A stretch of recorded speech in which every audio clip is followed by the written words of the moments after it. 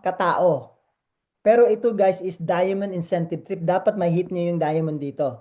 So ngayon, like si Louie, si Gemma, diamond na sila. Dapat mag-requalify sila. Tapos na yung previous. Ito is reset tayo lahat. Lahat kayo nag-diamond. Darl, Pepe, sino sa inyo guys. Reset tayo, even me myself. No, kahit nag-double diamond ako kasi weekly naman yan eh. It doesn't mean na ito pa yun ang rank ko from the previous. So I need to requalify. Lahat tayo. Okay? So let's talk about it. Ang unang gagawin nyo guys, step 1 ninyo, titingnan nyo ano yung highest paid rank ninyo kasi bibilangin ng company ngayon 4 weeks kung ano yung paid rank mo. Okay? So, meaning, kung titignan mo, ano ba yung naging rank mo since January 6, currently up to January 3, kung ano yung pinakamataas na rank mo, yun yung base rank mo. Kasi hindi ka pwedeng magkaroon ng points below your base rank. Dapat umakyat ka doon. Halimbawa, most of you guys nag-diamond kayo, like si Gemma. Naging double diamond si Gemma, di ba? Before January 3. So, he cannot earn points in terms of rank advancement kung hindi siya lalagpas ng double diamond. Dapat mag-triple diamond siya to blue diamond bago siya makakuha. So, ngayon, halimbawa, nag-November ako, Chris, naging diamond ako. Pero since December 6 at to January 3, star lang yung rank ko. Di star yung base rank mo, maswerte ka, mababa yung base rank mo every time na mag-rank up ka from star, kasi yun yung counting eh. Alright? Kung sino sa inyo ang mataas yung rank before December 6, hindi na counted yun. Whatever your rank starting December 6 up to December 3, kung ano yung pinakamataas na rank mo, yun yung highest paid rank mo. So anything that you go beyond that, above that, meron kang points na makukuha. Malinaw?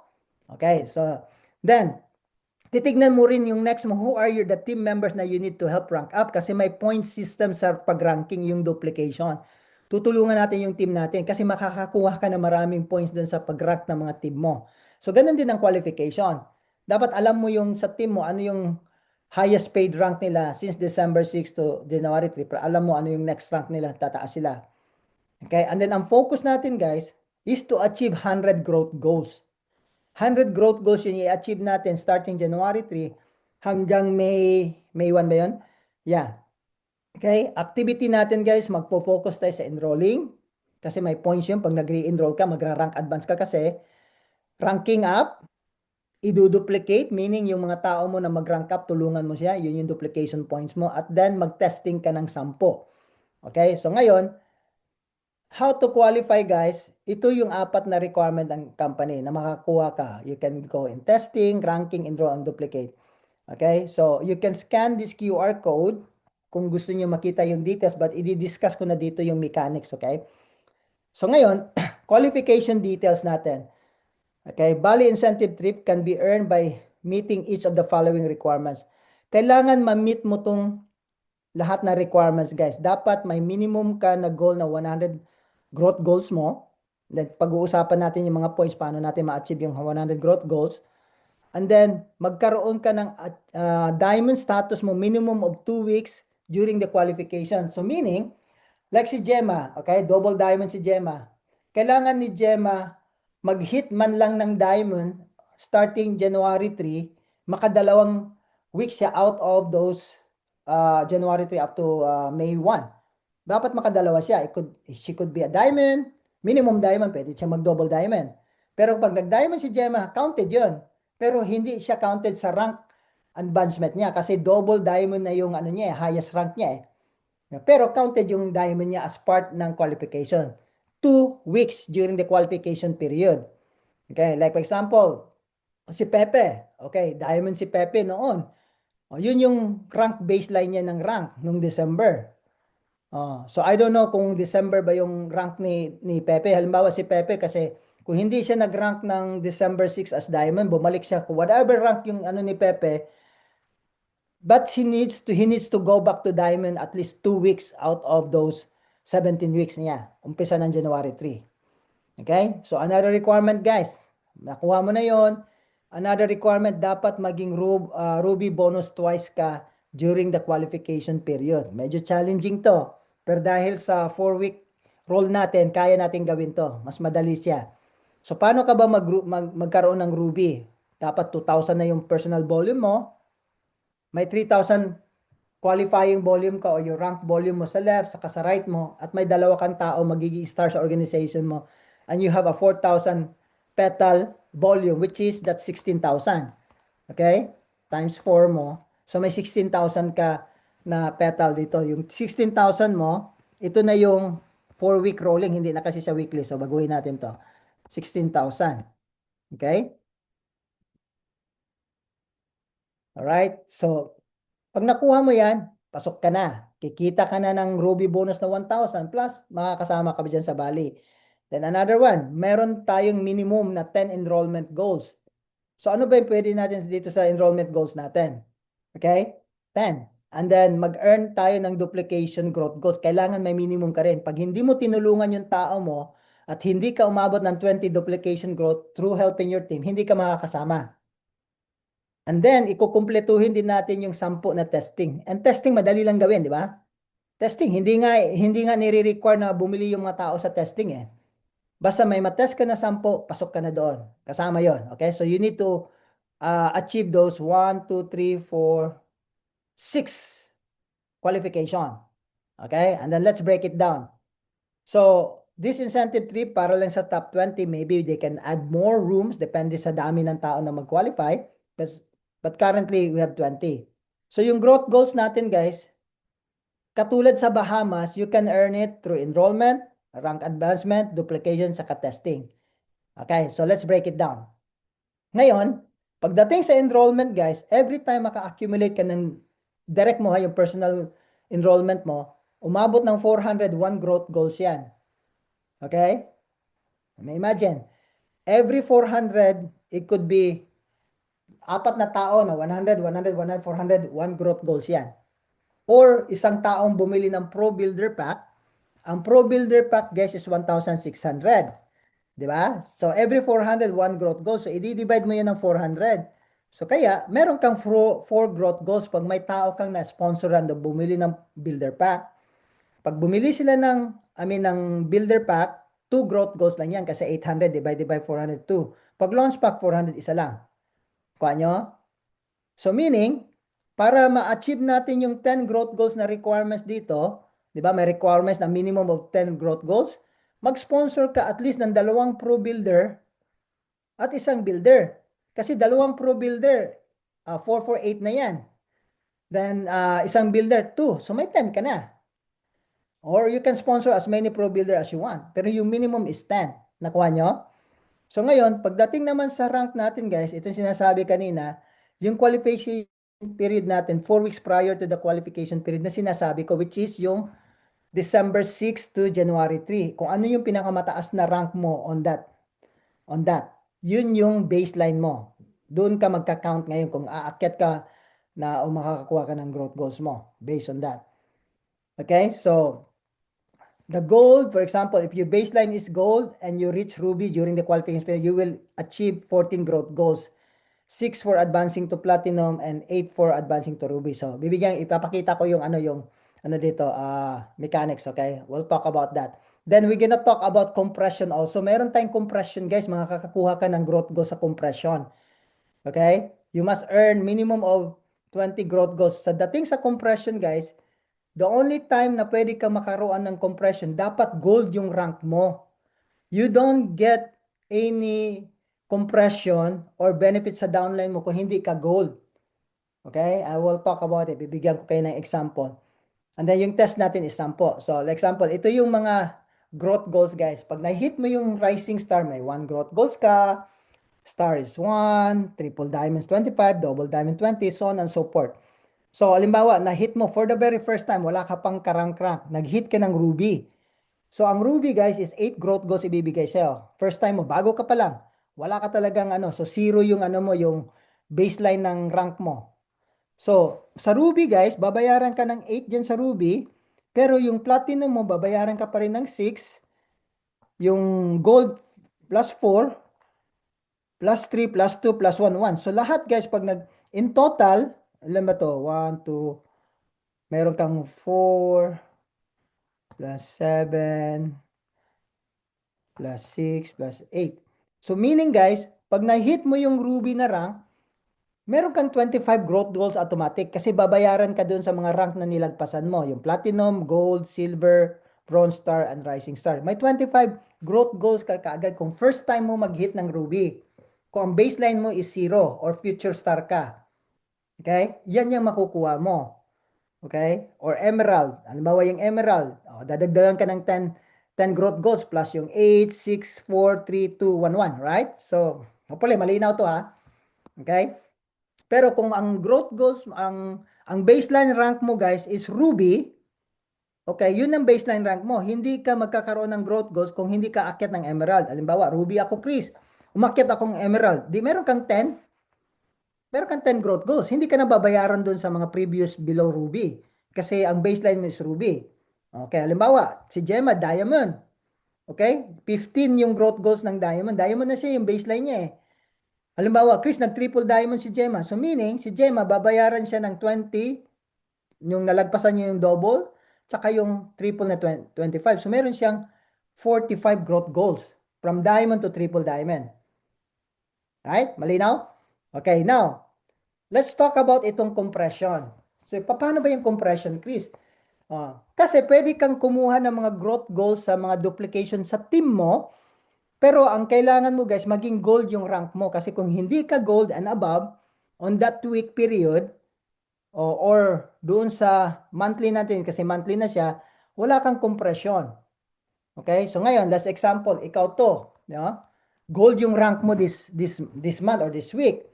Yung level 1 mo si Daddy Ray. Okay, last example si Daddy Ray. Tapos si Daddy Ray, inisponsoran niya si Violeta, which is level 2 mo yan. Si Violeta, inisponsoran niya si Marjorie, level 3 mo. Then si Marjorie, inisponsoran si Elsie, level 4 mo. So let's just example, si Daddy Ray naging silver. Ngayon, kung si Daddy Ray, walang karango-rango, umpisa niya, silver kaagad siya. So ang makukuha ni Daddy Ray na growth goals is 7. 'Di ba? Kasi yung silver is 3, babayaran siya, nilagpasan niya yung bronze, that's 2, that's 5 na. Star is 1, and then rising sun. So 7 yung growth goals ni Daddy na nakuha. Ikaw yung kumuha sa kanya. Direct mo siya, may 7 growth goals ka din kay Daddy. Okay? Siya, may 7 growth goals ka. Ikaw din meron kasi ikaw yung next in line sa kanya sa taas. Direct mo siya eh. Okay? So, another example. Halimbawa, si Violeta, nag-double diamond si Violeta. Kung titignan natin yung double diamond dito, pero yung base rank naman ni Violeta is diamond siya. So, meaning, diamond siya 15 yung, wala siya makukuha ngayon dyan. Ngayon, nung nag-double diamond siya, naging 20 yung growth goals na nakuha ni Violeta. Kasi diamond yung base niya eh. Nakuha nyo? So, hindi na siya kikita doon sa diamond kasi base niya yan. Nung nag-umakyat siya ng double, meron siyang 20 growth goals. So, ang maganda ngayon, titignan ng system ngayon, si Daddy Ray nag-sponsor kay Violeta. Meron ba si Daddy 20 growth goals din? Wala. Wala po. Wala siya kasi hindi siya gold. Sinong makakaroon ng compression? Ikaw sa taas. Halimbawa, this is Gemma yung gold. Si Gemma ngayon makakuha ng 20 growth goals. Kaya ang labanan dito guys, mag-gold ka pataas. Nilagpasan si Daddy kasi hindi siya gold eh. Ngayon, kung nag-gold si Daddy, yung compression ng 20 growth goals ni Violeta pupunta dapat sa kanya. Kaya lang hindi siya gold eh. Maghahanap ngayon yung computer. Sino yung next in line sa taas? Na gold. Okay? So, another example. Si LC, nag-ruby. First time ni LC nag-hit siya ng ruby, yung 0 yung ranking niya from the beginning. So, meron siyang 8 plus 6 plus 4 plus 3 plus 2 plus 1. So, meron siyang 25 growth goals na nag-ruby si LC. So, ngayon, saan mapupunta yung growth goals ni Ruby na ano? Pupunta kay Gemma? Yung U? Pupunta ba kay Daddy Ray? O pupunta kay Violeta? Kanino? Then ba pupunta doon Violeta. kay Violeta. Kasi si Violeta yung next in line sa taas na lumagpas ng gold. Okay? Kaya sa kanya din yung 25. Kung ano yung rank ni LC na 25, ibibigay din doon kay Violeta. Ngayon, kung si Violeta hindi siya gold, si Daddy silver lang, then pupunta na naman yan doon sa taas. You, kung sino yung you, ikaw ba yan o si Gemma?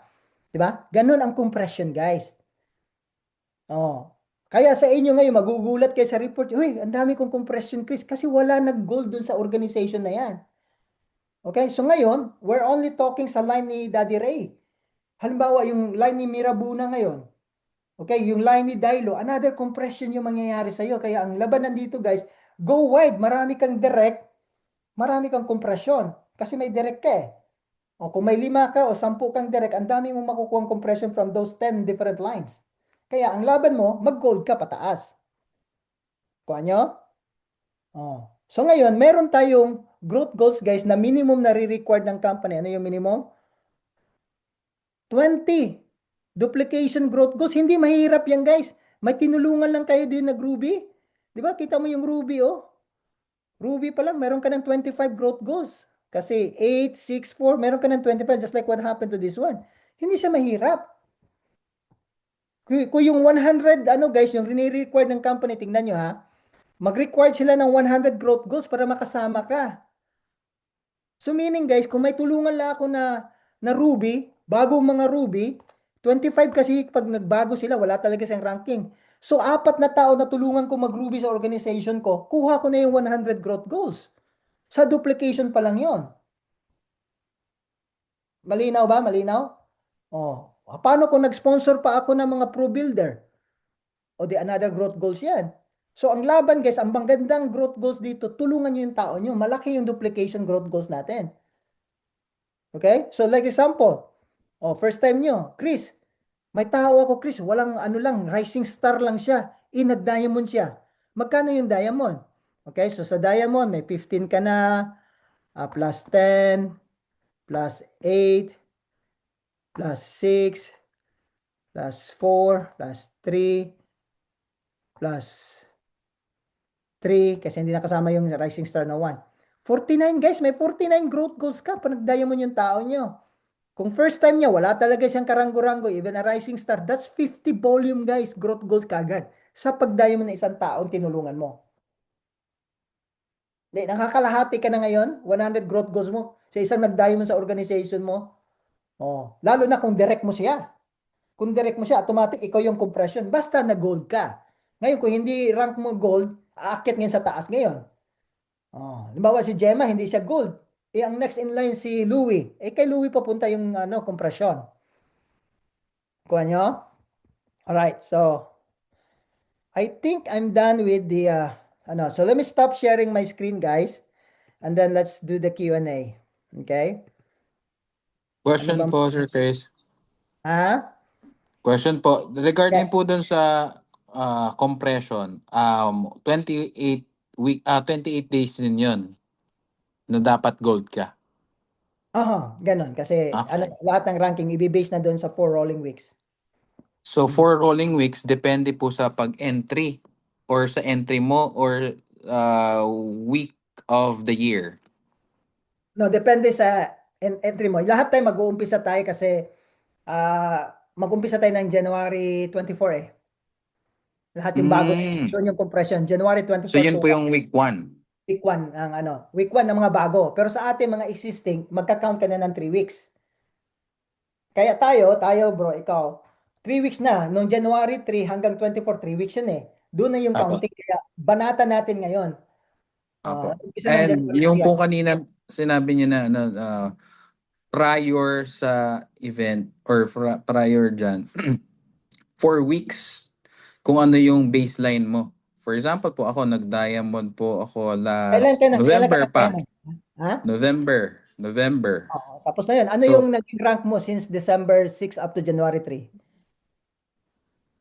hindi po, Halimbawa, star ka future lang. Let's say, star. kung future star ka, di Future. ang ganda ng banat mo. Back to Oh, zero ka. from back to zero.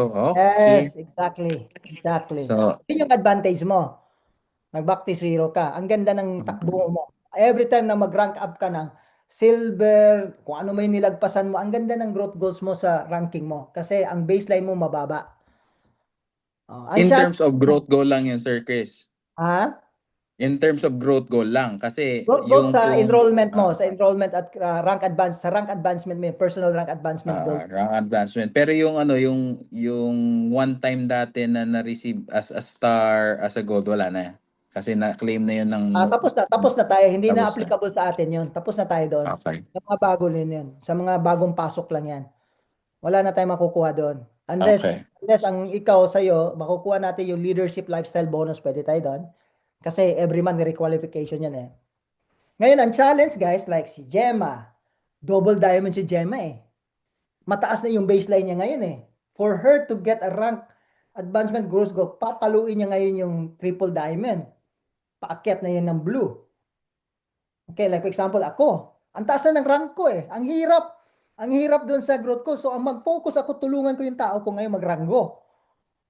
Kanyo? Sa ilalim kukuha, paakyat. Kuha, tulungan mo yung tao mo kasi walang limit yon. Tulungan Push mo. talaga The reason why pataas. ha? Ipo-push up, push, push sa ilalim para lahat Yeah. ho yan. The reason why we're doing this one, guys, para tulungan natin yung team. Hindi lang yung ikaw lang yung hero-hero dito. Bibigyan ka pa rin ng incentive ng company, pero the principle ng network marketing, guys, is really helping people. May reward tayo doon, di ba? Yes. So, anyway, meron ba tayong training ng January 14, kay Mike, but ito, no? Of course, na iba yung